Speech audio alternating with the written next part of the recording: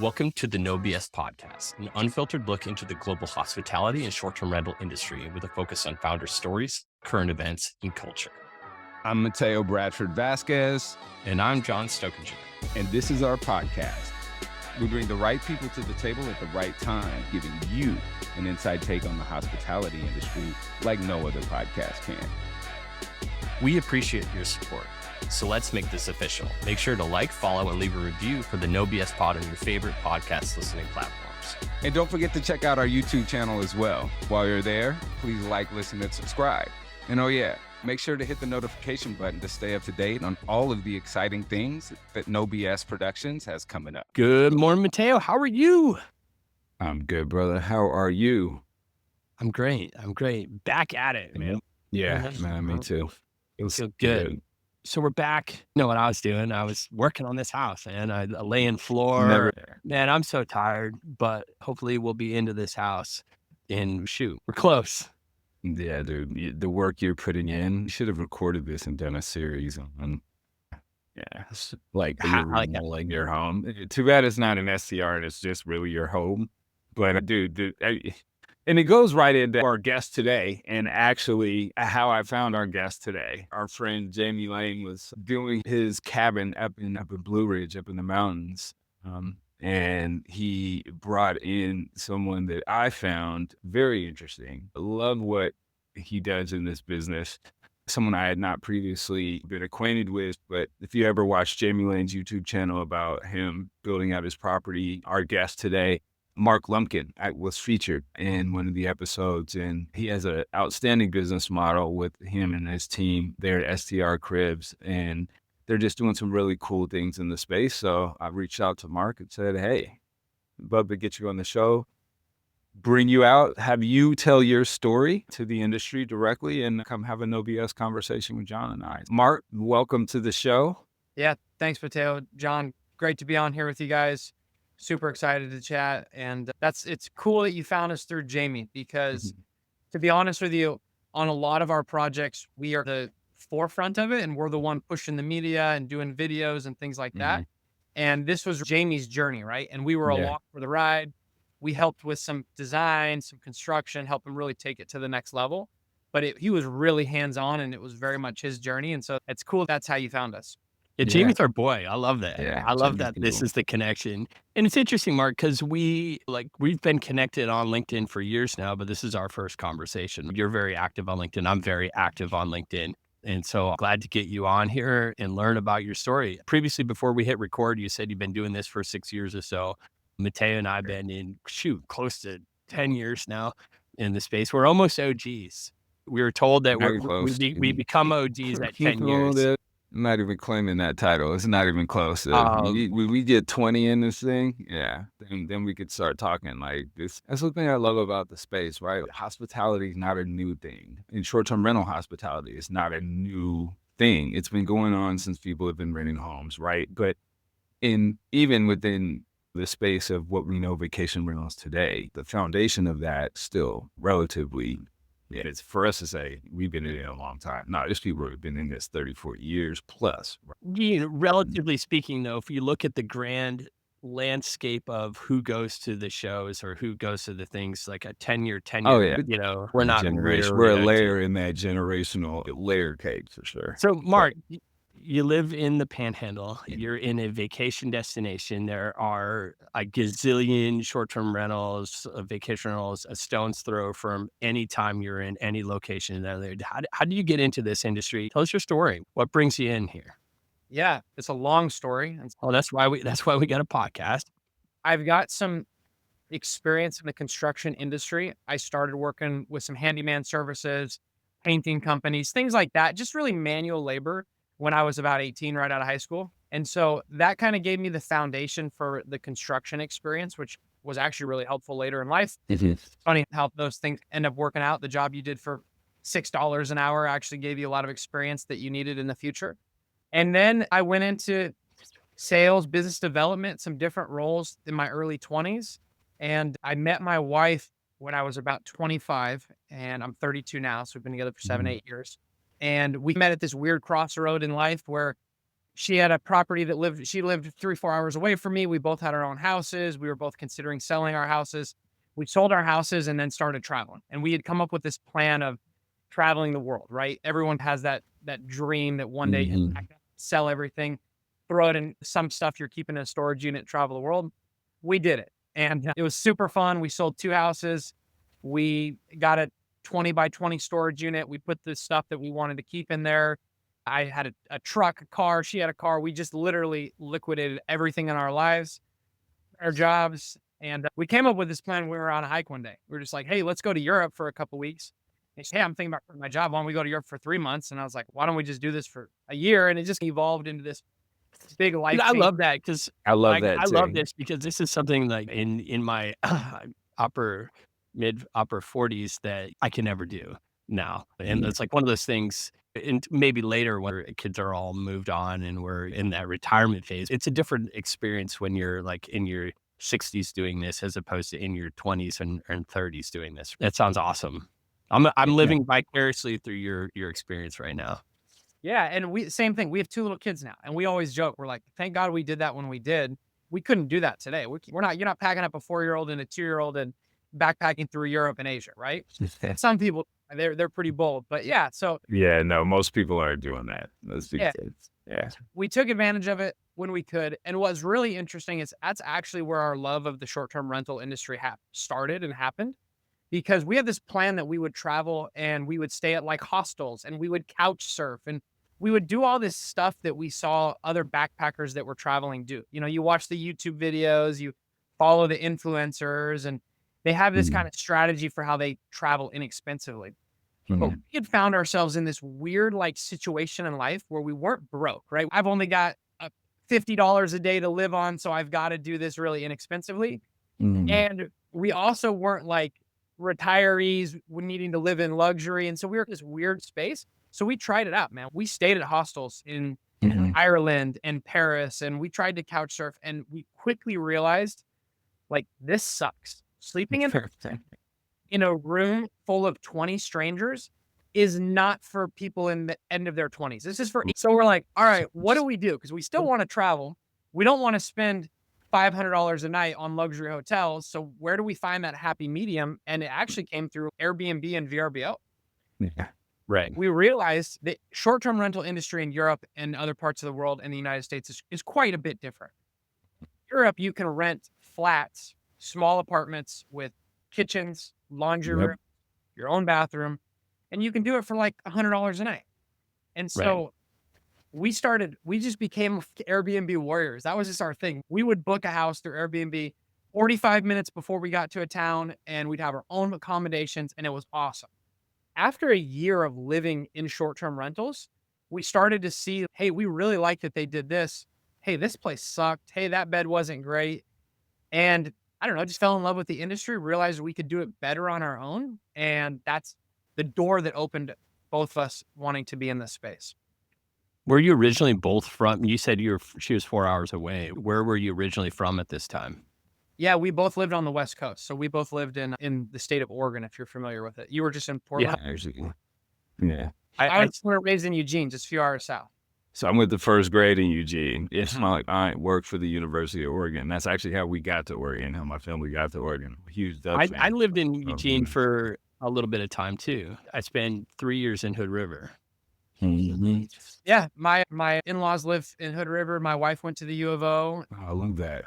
So let's get into STR Cribs. First, let people know what STR Cribs is and what you do and how you ended up at this particular venture.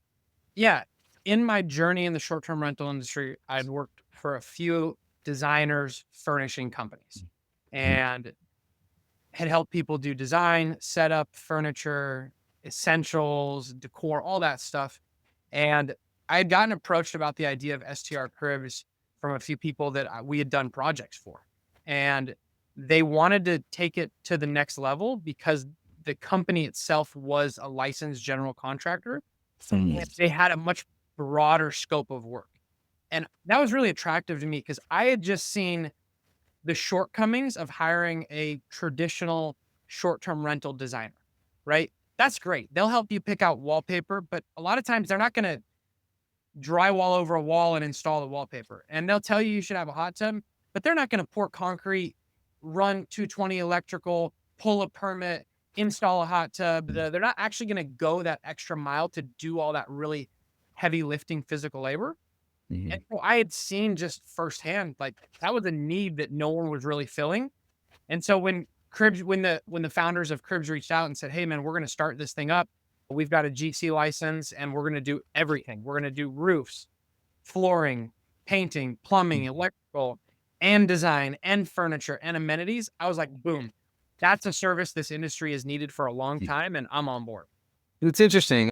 And I see you guys consult owners in terms of this is a revenue management thing also, right? Because at the end of the day, you're pointing out specific parts of a rental that can help them generate more revenue, whether it's, hey, maybe you should have a hot tub here, or hey, maybe you should level out that foundation in the back and make sure that there's no cracks. And so you're consulting them on how to build the best rental possible, right? And how to maximize their profit. Like, was that something you guys did from the beginning, or was that something that just by way of the project that you've done, you saw, hey, this is an added benefit to owners in terms of helping them generate more revenue for their properties based on your kind of consultative services?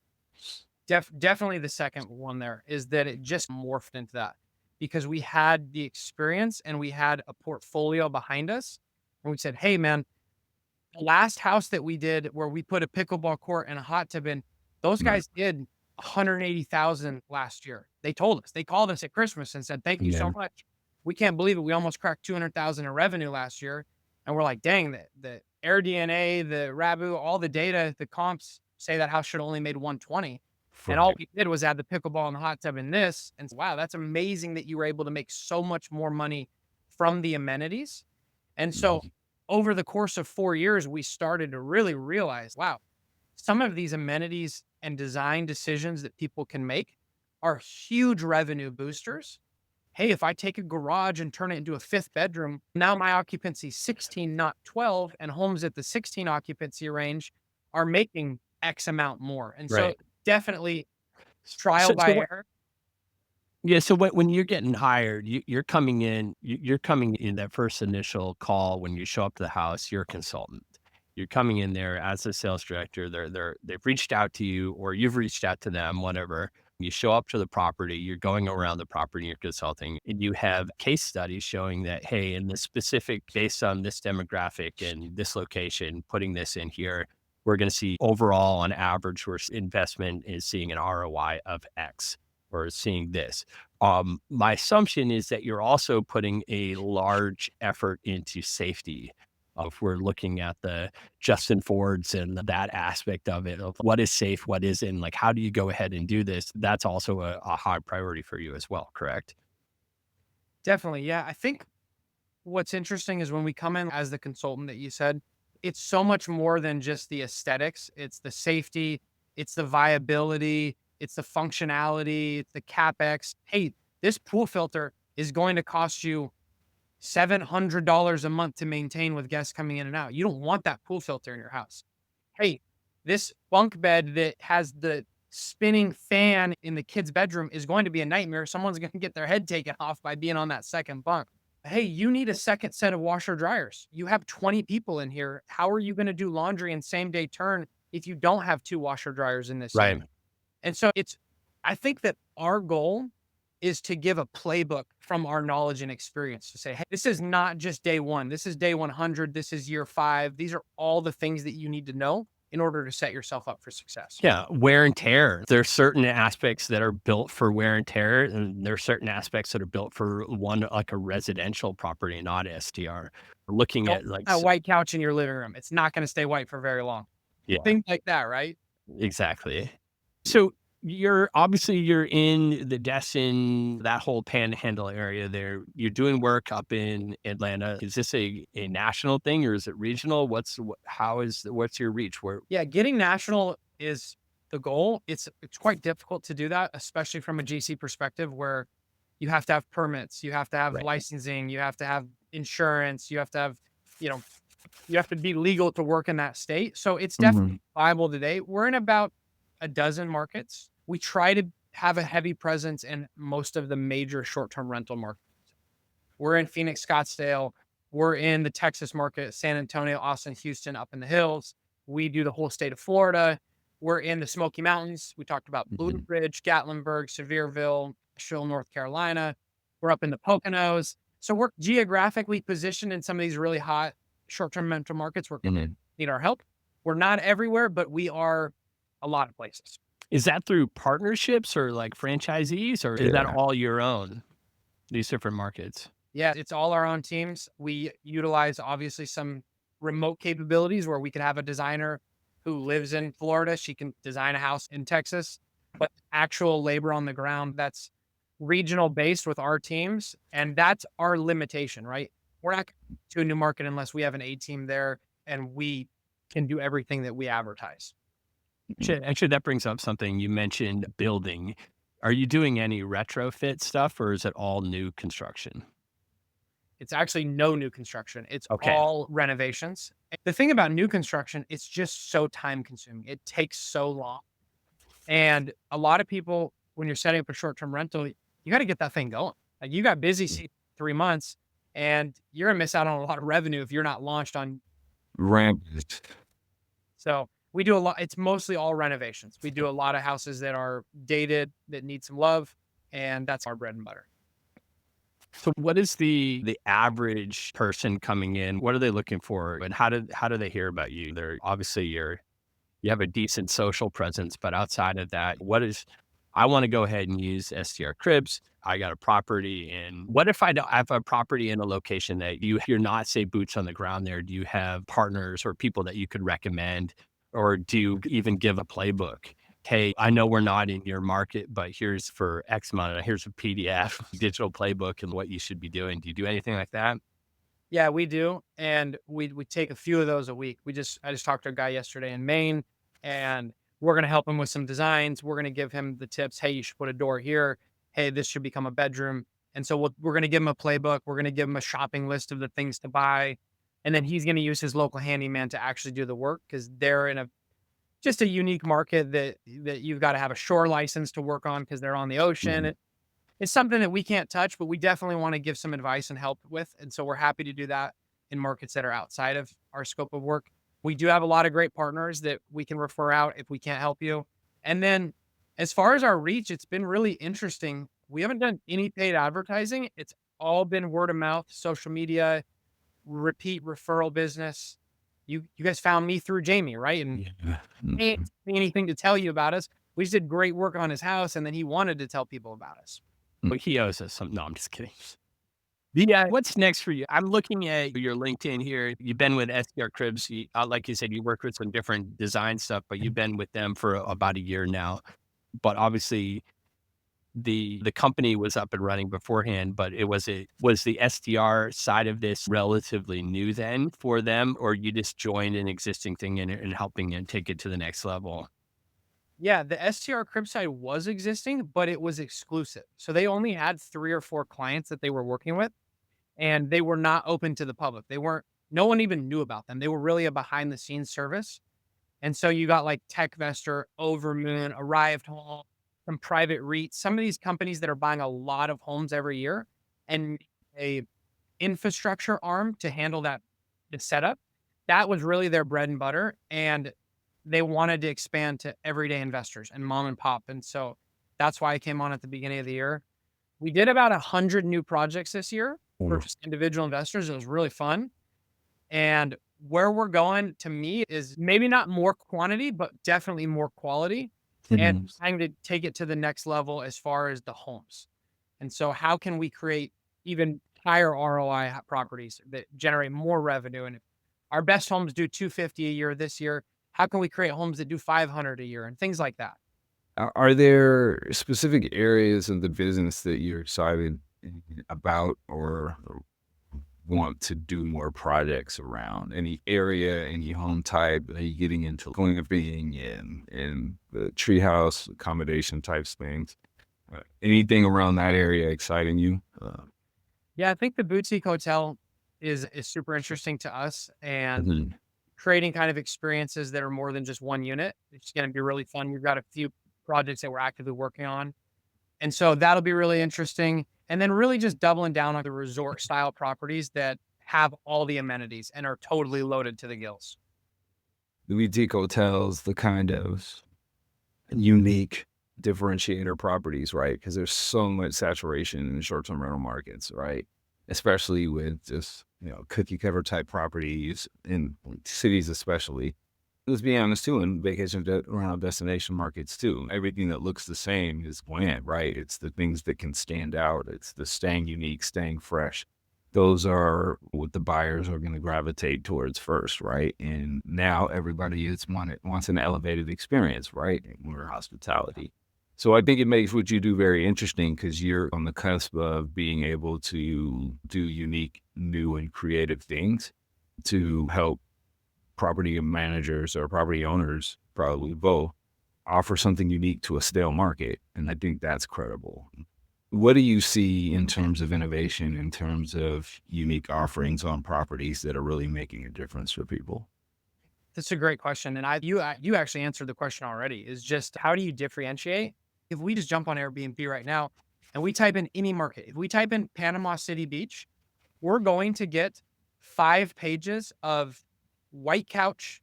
I know the exact dining room table, the white dining room table with the worn down chairs that look like they're worn. You're going to get seashells on the wall. You're going to get a big sign that says, this must be the place. And da-da-da. We could literally see the same listing over and over again.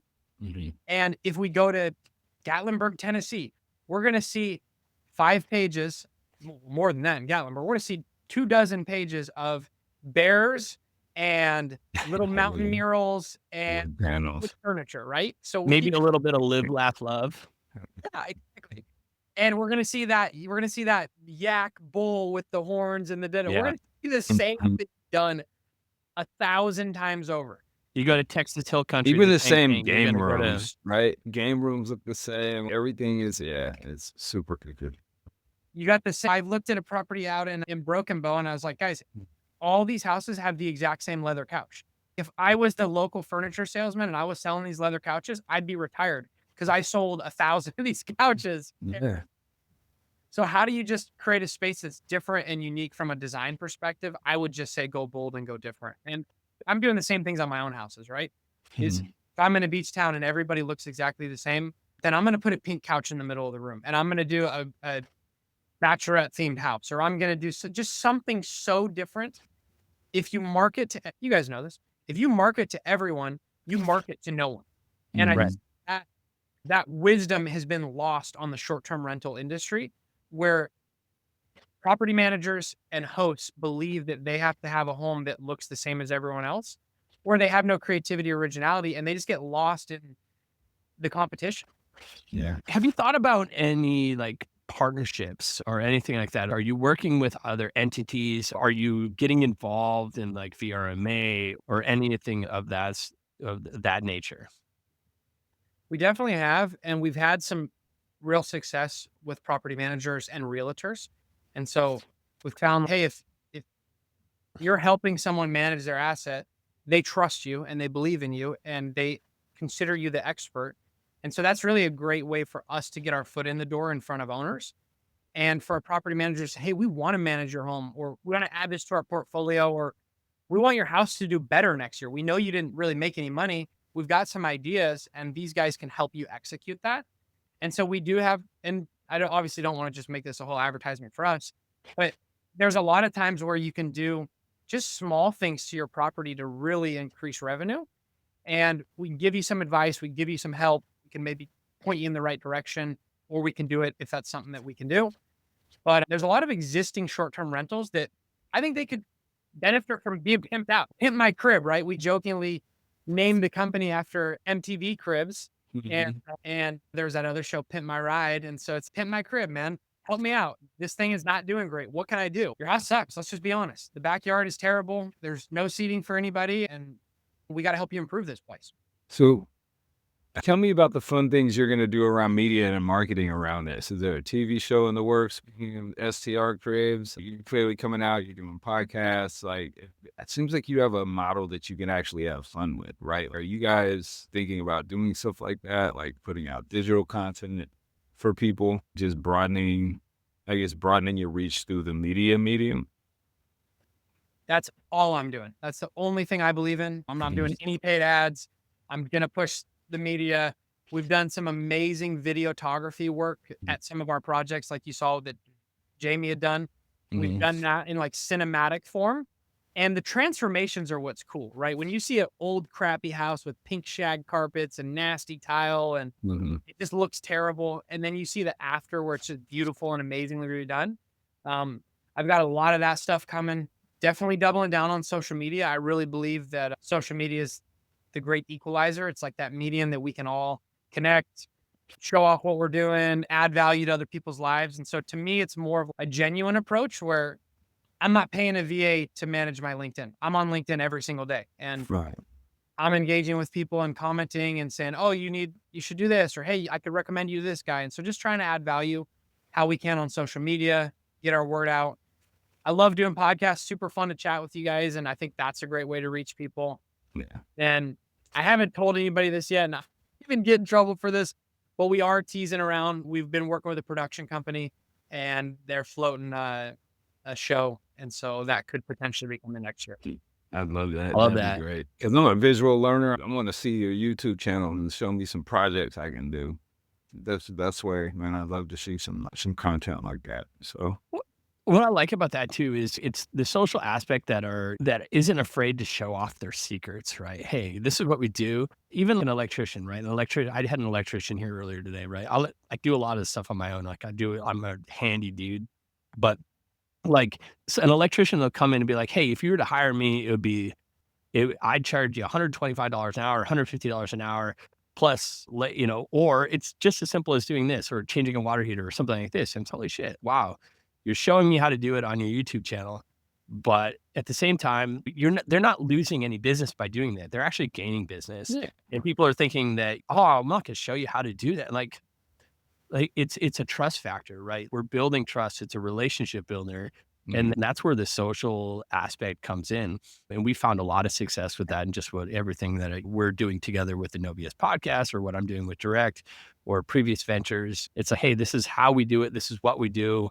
But it's building that relationship. It's building that trust. And it seems like that's the direction that you're taking, what you're doing, which I love.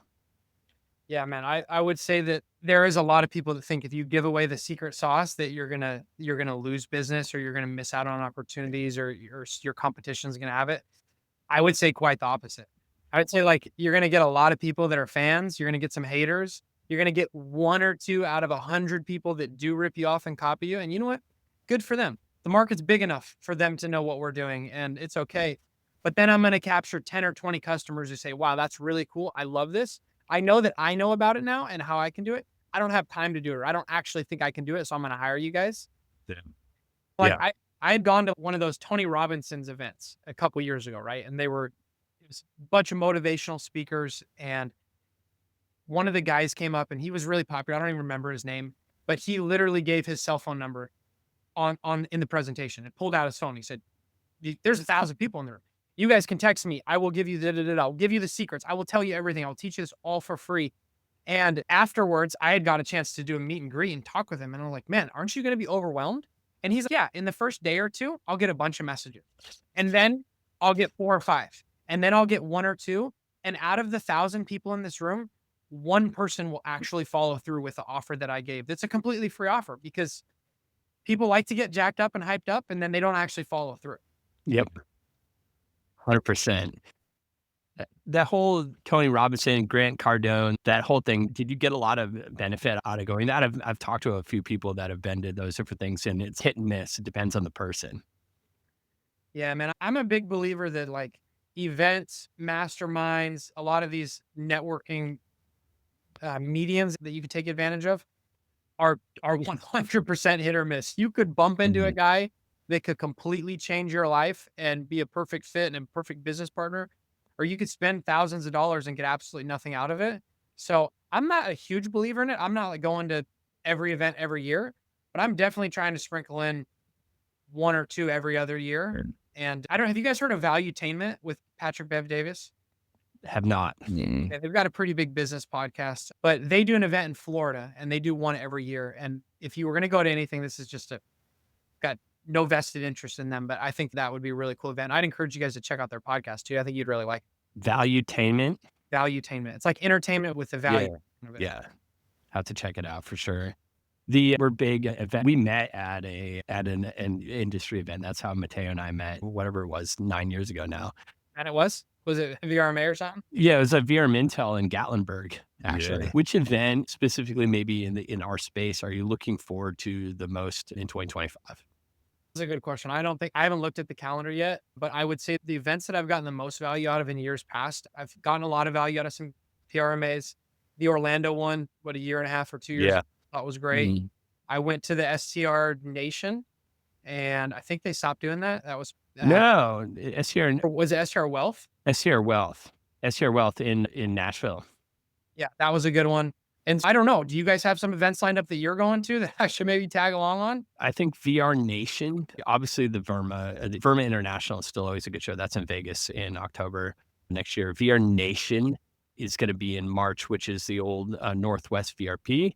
They rebranded to VR Nation. They're going to be in March in Austin. And I think that's going to be a no-brainer. They're going to do some big things. Cool. And I think obviously still stick with the VRM. And I then, would say that I am in for him, especially for STR Cribs. oh yeah, for and sure. conferences because they're They investor put in heavy. Miami like every year. And conferences because they're investor heavy. Anyway, You're in Austin too, right? They go to Austin and Miami. you go between, I think they go back and forth between Austin and Miami, and those are actually good ones. It's a little expensive, but I think for your demographic, it's definitely It's investor based for Yeah. sure. Yeah, I went to the one in Austin a year or two ago. How was that? I was there for too. you? I was there. Yeah. Oh, were you? Okay, cool. Yeah. It was interesting because it's really small and intimate, and we were already working with a lot of people there. So it was really more for us just a catch up of, hey, get to see you in person, which there's a huge benefit to that, right? We live in such a virtual world. A lot of our business is done through the computer screen and through the phone.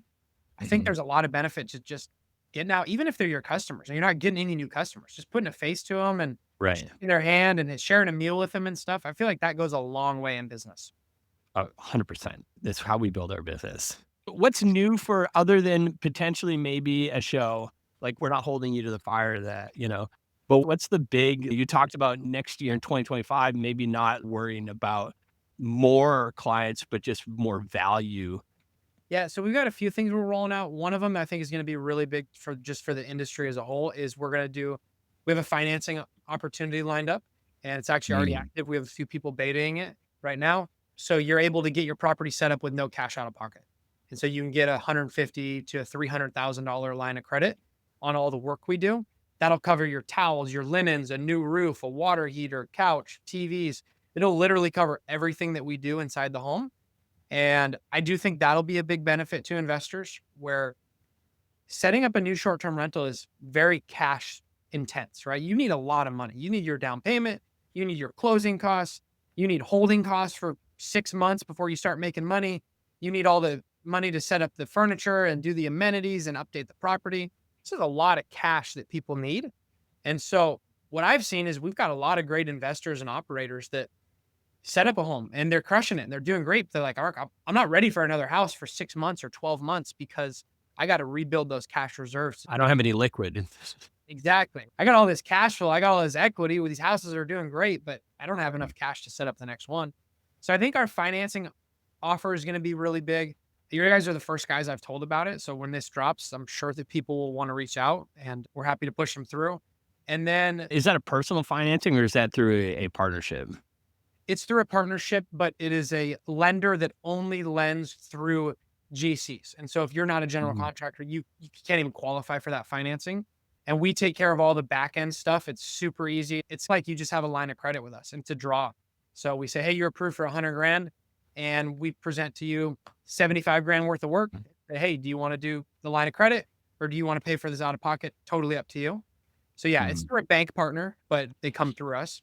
That's what I would be looking for at IMN. That's what, when I was there, it was heavy on those guys, right? Very heavy on the bank and investor side. And I think it was interesting then when I was there because they still didn't have a full grasp of the industry. And that's why I think a partnership with someone like you guys would be just tremendous for them, because not only can you come in with the offerings and the ability, but if you can give them a finance tool that'll allow them flexibility, especially manager owners and people who are getting into the space with one or two homes and want to leverage that equity and the value of that equity, that's just, I think that would be a tremendous offering. So I hope to see that grow for you guys as well. I think that's great for the industry. For you guys as well, it's a revenue generator too, right? Like you're not doing it for, 100%. which is smart. 100%. Yeah. It gives us more business, and it gives us more business per project too, right? Where someone Right. might be skipping out on a couple of things that we want to do, they want to do, but it's like they don't have the cash. So yeah, it's definitely a huge benefit to our business as well, benefit to the clients. And yeah, I'm curious what you guys are thinking on the really high level investor side. Do you think that a lot more REITs and funds and big money is going to come into this space in the next couple of years, or do you think it's still really going to be mom and pop driven? It peaked, and now we're back at a plateau now, which is Mhm. more of a manageable plateau. I think we're actually going to see less mom and pop coming in because of the beige world that you guys have been talking about. And there's a lot of people who are like, I'm not, like, I haven't seen anything in my Airbnb in 6 months. I don't have anything scheduled out in 2025. If you're on these message boards, you see it all the time. And it's a newer thing, like the last 9, 6, 3 months, it's like really starting to be, and it's because of they're not thinking outside the box. And there was such an influx of inventory that came into our space, and it's all the friggin' same stuff, right? And it's exactly like you said, same brown couch and same seashells, whatever. So now differentiating, those are the ones that are going to go in. I see continued investment, but I don't necessarily see mom and pops growing. I actually see that decreasing over the next few years, or until they figure out how to differentiate.